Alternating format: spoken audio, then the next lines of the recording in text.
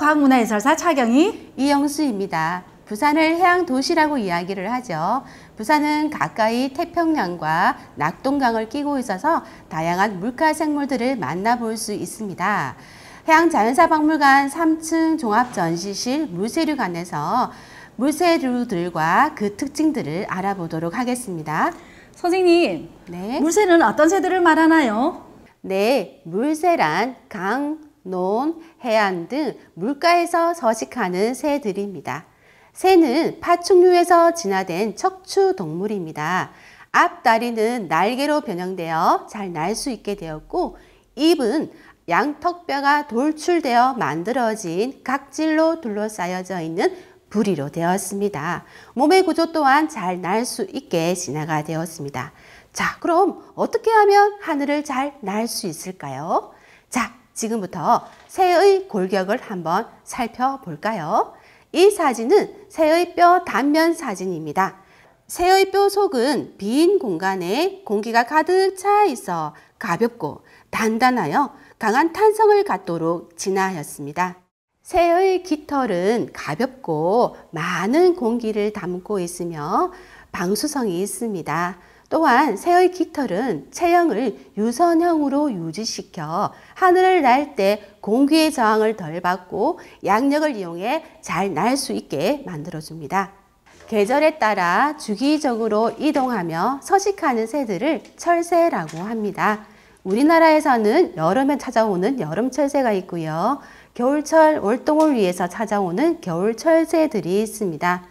우리나라에서는 큰 무리를 이루면서 겨울철 날아오는 겨울철새들이 대부분입니다. 자, 겨울철새들을 보고 싶으신 분들은 부산과 가까운 우포늪이나 을숙도에 가시면 철새들을 관찰할 수 있습니다. 지금부터 물새류관의 주요 전시물을 통해서 생물들의 특징을 관찰해 보도록 하겠습니다. 부산을 대표하는 새도 있으니 끝까지 잘 지켜봐 주세요. 여기 전시된 오리는 이름이 청둥오리입니다. 우리나라의 흔한 철새이자 텃새이기도 하죠. 그럼 왜 청둥오리라고 이름을 지었을까요? 머리가 푸르다고 해서 청둥오리라고 합니다. 청둥오리는요, 번식기가 되면 수컷의 머리빛이 더 화려하게 진하게 변한다고 합니다. 자, 세 마리 중에 누가 수컷일까요? 네, 맞습니다. 중간에 있는 오리가 수컷입니다. 수컷은 광택을 띠는 녹색 머리에 가슴에 흰 띠가 있으며 또한 가슴에 붉은색 털이 나 있고요. 몸깃은 밝은 회색, 부리는 노란색입니다. 청둥오리가 추운 겨울 얼음 위에서 쉬고 있는 모습을 본 적이 있나요? 추운 겨울 어떻게 얼지 않고 쉴 수 있을까요? 정답은 오리발에 있습니다. 오리발은 정맥과 동맥이 붙어 있는 열 교환 장치가 있어 추위에 얼지 않는다고 합니다. 자, 이제는 여기 전시되어 있는 외가리와 검둥오리 사촌을 한번 살펴보도록 하겠습니다. 자, 발 모양을 자세히 보시면 다리 모양도 다르고 발 모양도 달라요. 자, 외가리는 우리나라에 많이 서식하는 텃새 종류로서 긴 다리와 긴 부리가 특징입니다. 긴 부리로 갯벌이라든지 늪지대를 다니면서 개구리나 갑각류를 부리로 콕 쪼아서 울컥 삼켜 먹는데요. 잘 걷기 위해서 다리가 무게 중심인 가운데 있으면서 걸어다니는 보행성 조류입니다. 자, 그러면 검둥오리 사촌을 한번 살펴볼까요? 다리가 몸의 좀 뒤쪽에 위치해 있고 발은 오리발이 끼워져 있습니다. 여러분들은 헤엄을 잘 치기 위해서 오리발을 낄 때가 있죠. 이 검둥오리 사촌 또한 물 위에서 오리발로 헤엄을 잘 치면서 먹이를 잡아먹는 수면성 조류입니다. 자, 이번에는 날기보다는 잠수를 해서 물고기를 잘 잡는 사냥의 명수 가마우지를 소개하고자 합니다. 가마우지가 어떻게 잠수를 해서 먹이를 잘 잡는지 한번 살펴볼까요? 자, 가마우지의 다리를 보면 오리처럼 다리가 몸쪽 뒤쪽에 위치해 있고요. 이 물갈퀴는요, 물고기보다 빠른 속도로 헤엄칠 수 있게 특화되어 있으며 오리보다 5에서 10m 정도 더 깊숙이 잠수를 해서 날카로운 부리로 먹이를 통째로 삼키는 사냥의 명수 가마오지입니다.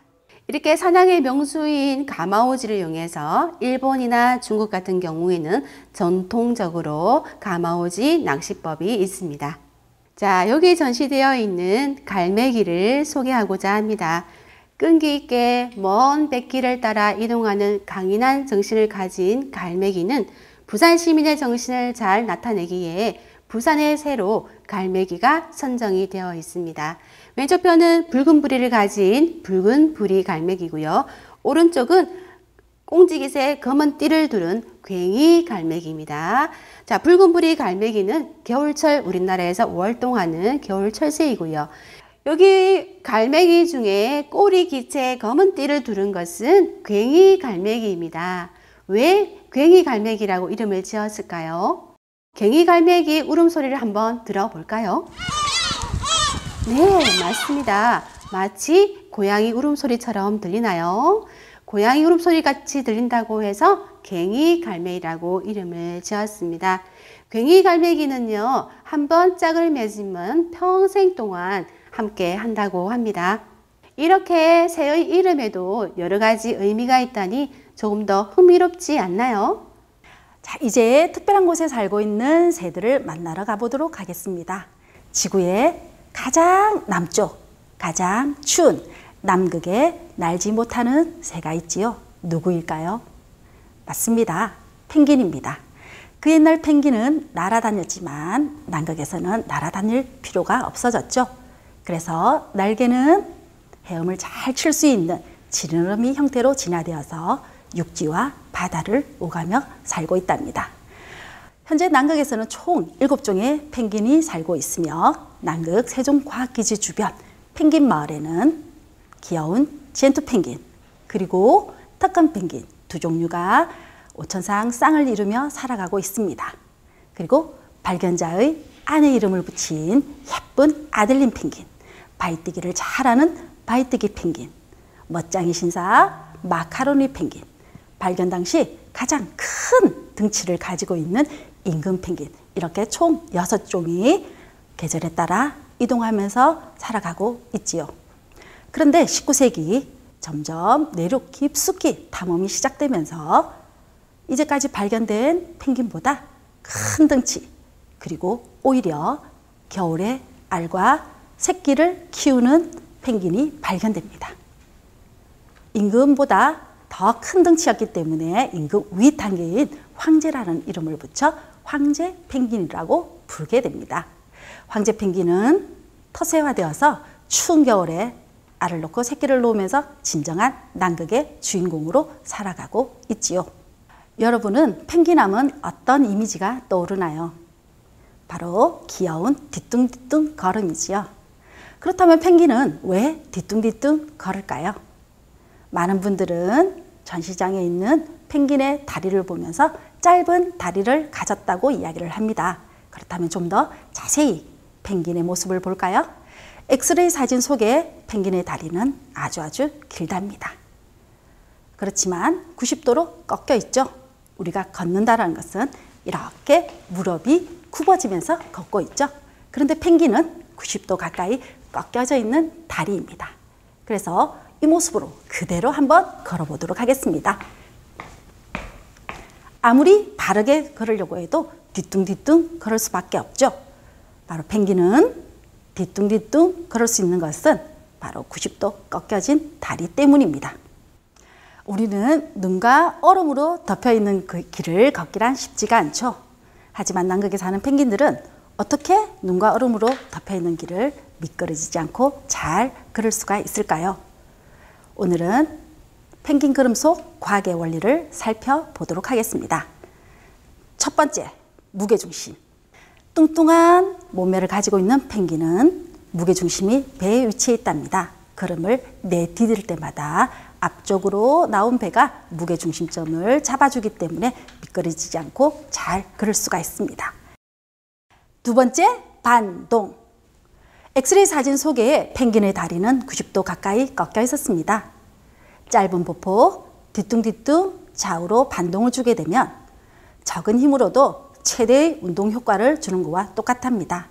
마치 시계추를 한 번만 움직여주면 작은 태엽으로 좌우로 계속 움직이는 것과 같답니다. 세 번째, 마찰력. 펭귄의 날카로운 발톱은 눈과 얼음이 덮여있는 길에 미끄러지지 않게 마찰력을 증가시켜줍니다. 높인 산길을 등산할 때 뾰족뾰족 아이젠을 등산화 바닥에 붙이는 것과 똑같은 원리가 있죠. 물속을 헤엄치다 얼음 위로 점프를 가능하게 하는 것도 날카로운 발톱 때문입니다. 펭귄의 통통한 몸매 뒤뚱뒤뚱 걸음걸이가 불편해 보였지만 번식을 위해 100km 이상 걸어도 별 무리가 없는 것은 체형에 딱 맞는 동작이기 때문이었습니다. 해양자연사박물관 물새류관 관람 즐거우셨나요? 다양한 생물들은 살아가는 환경에 맞게 진화된 모습을 가지고 있었습니다. 다른 생물들은 어떤 진화를 가지고 또 어떤 생존 전략을 가지면서 살아가는지 궁금하지 않나요? 해양자연사박물관 많이 놀러 오세요.